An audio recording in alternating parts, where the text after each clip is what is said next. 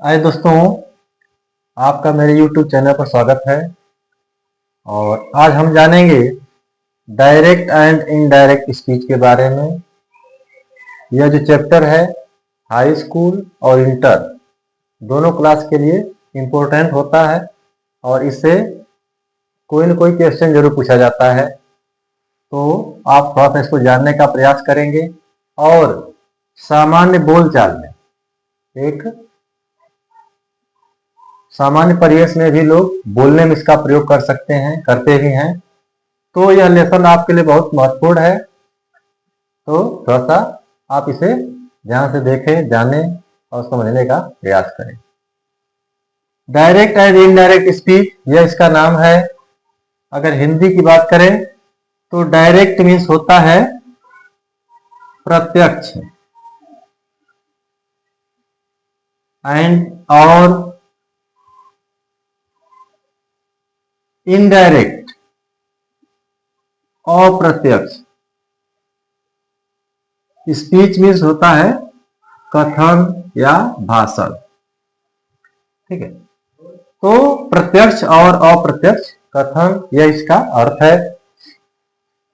अब यह होता क्या है?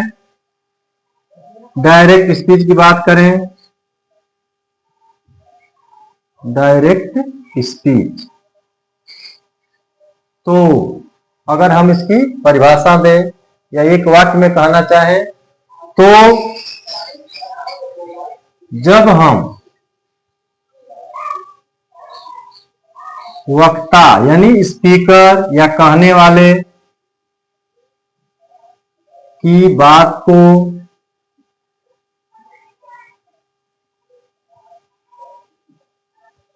ज्यों का त्यों यानी इन द सेम वे प्रस्तुत करें तो वह वाक्य डायरेक्ट स्पीच कहलाता है।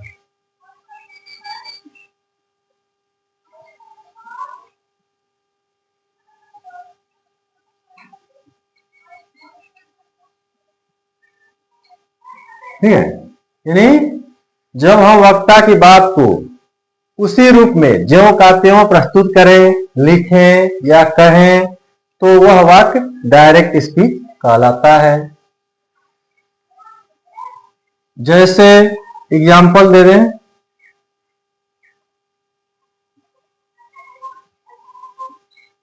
Ravi said to me, I am teaching you। देखिए, Ravi said to me I am teaching you. जैसा रवि ने कहा उस बात को उसी तरह से लिख दिया गया है। ठीक है, तो यह वाक्य आपका डायरेक्ट स्पीच में है। लेकिन इनडायरेक्ट स्पीच की बात करें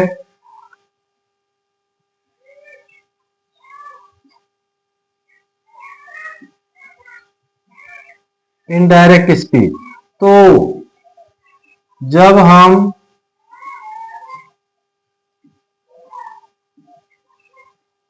वक्ता द्वारा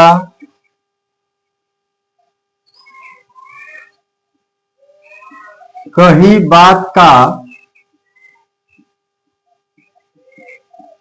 वास्तविक भाव निकालते हैं, वास्तविक भाव निकालते हैं तो वह वाक्य इनडायरेक्ट स्पीच कहलाता है।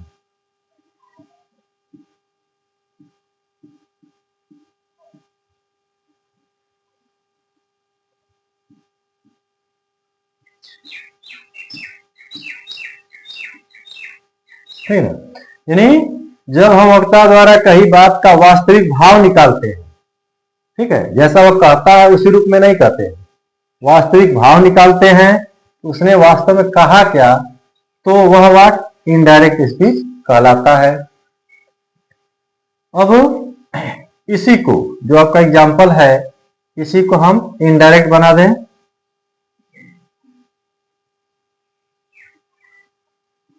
तो यह हो जाएगा Ravi told me that he was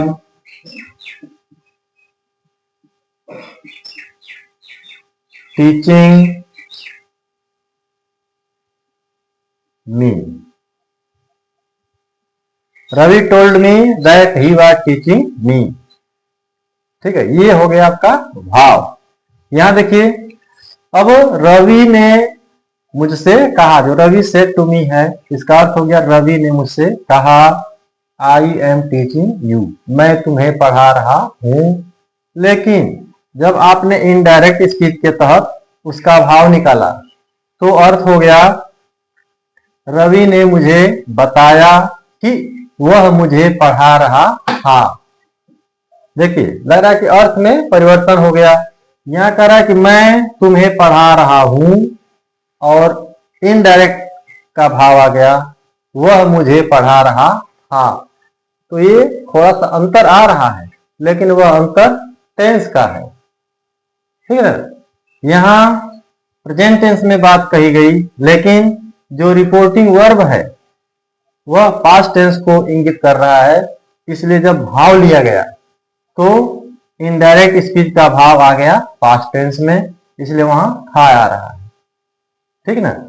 तो ये आपका भाव हो गया कि वास्तव में रवि ने कहा क्या था और किन परिस्थितियों में कहा था। तो जब आप इनडायरेक्ट स्पीच में वाक्य को कहते हैं तो आप वास्तविक भाव को प्रस्तुत करते हैं। तो यह आप जैसे एक बात को दोनों तरह से कहने का तरीका, यह इनडायरेक्ट स्पीच है। ठीक है, किसी बात को आप डायरेक्ट में कहिए या तो उसी का इनडायरेक्ट निकाल दीजिए, अर्थ में कोई परिवर्तन नहीं। जैसा आप एक्टिव और पैसिव में करते थे, ठीक उसी तरह यह है, किसी बात को कहने का तरीका है। अब एक चीज और, इस डायरेक्ट स्पीच में कुछ चीजें हैं, उनको थोड़ा सा ध्यान देंगे आप।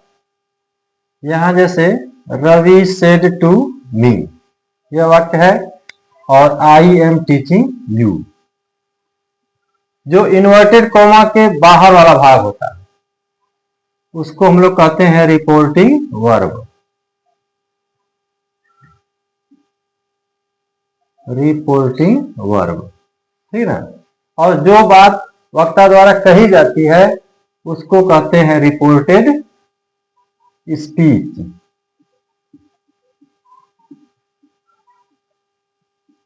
ठीक, ये दो चीजें हो गई। फिर अब इसमें देखिए रिपोर्टिंग वर्ब में क्या क्या है। ये जो रवि है यह क्या है, सब्जेक्ट है। ठीक ना। दूसरे अर्थ में इसको आप स्पीकर भी कह सकते हैं। ठीक है, स्पीकर। और ये मी जो है यह क्या है, ऑब्जेक्ट है, यानी लिसनर है, सुनने वाला। और सेड आपकी मेन वर्ब है, टू प्रीपोजिशन है। जो सेड है वह मेन वर्ब है। ठीक, रिपोर्टेड स्पीच में आपकी जो आपका जो कथन होता है वह होता है, उसमें भी ये सब्जेक्ट है या हेल्पिंग वर्ब या मेन वर्ब या ऑब्जेक्ट। तो रिपोर्टिंग वर्ब और रिपोर्टेड स्पीच, इन दोनों को आपको जानना जरूरी है, क्योंकि इन दोनों से ही आगे के वाक्यों का परिवर्तन डिसाइड होता है कि कब परिवर्तन करना है और कब नहीं। तो रिपोर्टिंग वर्ब में सब्जेक्ट, ऑब्जेक्ट, मेन वर्ब, इनको जानना जरूरी है। ठीक, एक और देखते हैं थोड़ा सा दूसरा example. He said to Gita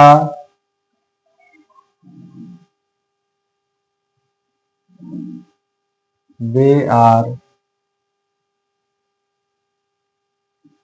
absent. देखिए यह वाक्य है he said to Geeta they are absent. तो ही सेड टू गीता या क्या है, रिपोर्टिंग वर्ब है, और दे आर एब्सेंट यह इन्वर्टेड कॉमा के अंदर वाला भाग, यह क्या है, रिपोर्टेड स्पीच है।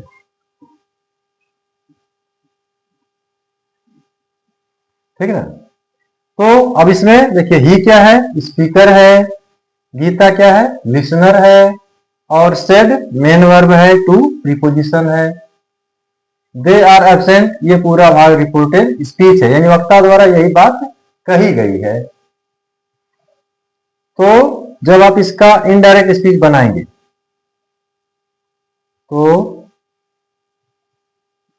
इनडायरेक्ट हो जाएगा he told Geeta that they were absent. ठीक है, ये आपका वास्तविक भाव हो गया। डायरेक्ट स्पीच का अर्थ है उसने गीता से कहा वे सब अनुपस्थित हैं, और जब भाव निकाला गया तो अर्थ हो गया उसने गीता को बताया कि वे सब अनुपस्थित थे। ये जो रिपोर्टिंग वर्ब है यह सेड आने की वजह से उसके टेंस में परिवर्तन हो रहा है। तो ये सामान्य परिचय है डायरेक्ट एंड इनडायरेक्ट स्पीच का। ठीक है, इनको थोड़ा सा सामान्य जो मूल नियम है इनको जानिए, फिर आगे बात की जाएगी कि कैसे इसके टेंसों का परिवर्तन होता है।